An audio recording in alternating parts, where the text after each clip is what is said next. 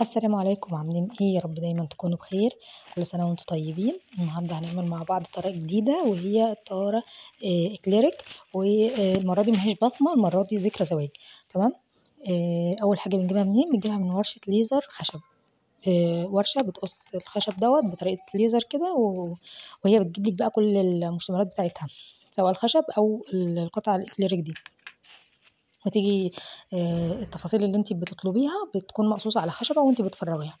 جبت كمان الأشكال دي عشان هزين بيها الأطراف بتاعتها. هنبدأ بقى إن احنا ايه، نشيل اللزق الأول اللي على الطارة. هي من الناحيتين عليها لزق، نخلي بالنا عشان أول ما هتشيلي اللزقة البيضة دي واللزقة دي بتبقى جامدة، فحاولي إن انت يعني ايه مسلكاها كده من كل الاتجاهات شوية. لو كانت صعبة معاكي هاتي حاجة حادة شوية ومن عند الوش بس اعملي خط واحد كده هتلاقيها طلعت معاكي على طول. الناحية التانية بيكون عليها لزقة شفافة، خلي بالك منها لأن بتبقى دايما يعني مديها إحساس كده إنه الجزء ده مش زي الإزاز أو مش فيه لمعة حلوة.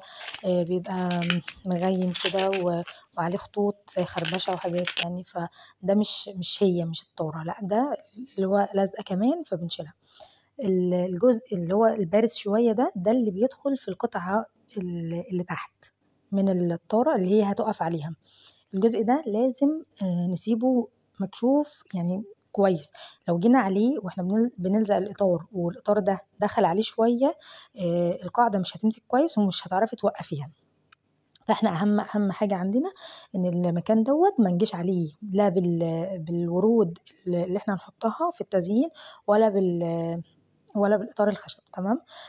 دلوقتي بصوا، الإطار الخشب لو حطيت عليه الأمير مش هيلزق، هو مجرد ما حطيته اتشرب وخلاص يعني. حتى أنا كنت برضو بحرص لأني الموضوع ممكن يبقى مش أحسن حاجة لو لزق، بس هو مش هيلزق خالص كمان، لدرجة إن أنا حاولت إن أنا أمشي إيدي كده عليه، لا هو خلاص نشف مجرد ما حطيته على الخشب كان نشف. فمن الأفضل إن احنا بنعمل إيه، بنحط الأمير على الطارة نفسها. طبعا الأمير مش شرط ده، في الأفضل يعني الأفضل خالص اللي هو البي 7000 أو البي 8000، يعني مش في فرق بينهم، الاتنين هيمشوا هيقضوا الغرض. بس أنا ما كانش متوفر عندي فجبت الأمير أمشي بيه الطارة يعني. باحطه وخلّوا بالكم إن هي مجرد ما يعني بتمسك في بعضها خلاص هي لزقت ومش هتتحرك، فإيديكم تكون مضبوطة وثابتة على المكان وزي ما قُلت لكم نحرّص أكتر حاجة على الجزء اللي تحت عشان نعرف نلزقه.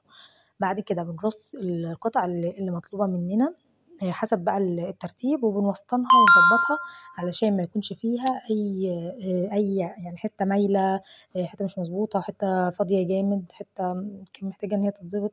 فاضبّطه الأول كده بالنظر وبعدين نبقى نلزق.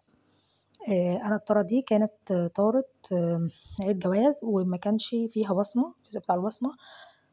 ف فكانت طالبة جملتين بدل مكان البصمة، لإن لو ما كانش جملتين كانت هتبقى الطارة فاضية أوي. أهم حاجة وأنتم بتفرّغوا الجزء ده اللي هو الخشب اللي في القطعة الكبيرة، تبقوا بالراحة، لإن في أجزاء بتبقى ماسكة شوية ومش بتبقى متفرّغة يعني جامد، بتبقى مقصودة إن القسم ما يخرجش بسهولة عشان ما يضيعش أو يتكسر أو يبوظ منِّك. فهو بتبقى إيه، جامدة شوية وأنتِ بتفرّغيه. لو لقيتِ حاجة ناشفة حاولي مثلًا بقى لو حاجة عندِك حادة رفيّعة خالص كده إن أنتِ إيه، تسلّكيهم بس كده من الخشب. دلوقتي أنا لزقتهم بنفس الطريقة برضه بالشمع، بس يعني كوني حريصة لإن الشمع زي ما قُلت لِك مجرد ما حطيتيه على الطارة وحطيتِ فوقه الخشب مش هيتحرك تاني، فالغلطة هنا خلاص. آمم أو حتى لو اتحرك معاكِ أو قدرتِ إن أنتِ تفكيه، بتعمل لِك مشكلة تانية إن بيسيب مكانه خشن كده وعامل طبقة وغالبًا مش هتطلع برضه أو الطارة هيحصل فيها مشكلة. تمام. بارُص برضه بنفس الطريقة الورود وبرضه باكون محرّصة إن على الجزء اللي تحت، الجزء اللي تحت أهم حاجة إن أنا أحرّص عليه إن هو ما يجيش عليه الفروع بتاعة الوردة أو الشجرة أو كده. حبيت إن أنا أحط كمان لولي على الطارة نفسها كان مدّي شكل تحفة، بس من فوق كان يعني مش ألطف حاجة، هنا عشان كانت في زاوية فكنت قادرة إن أنا أحصر عدد اللولي اللي أنا كنت حاطاه، لكن التانية ما كانتش أحسن حاجة، ده كان شكلها النهائي. الطرة دي من ابسط الطرات، سهلة، سريعة، جميلة ودمها خفيف.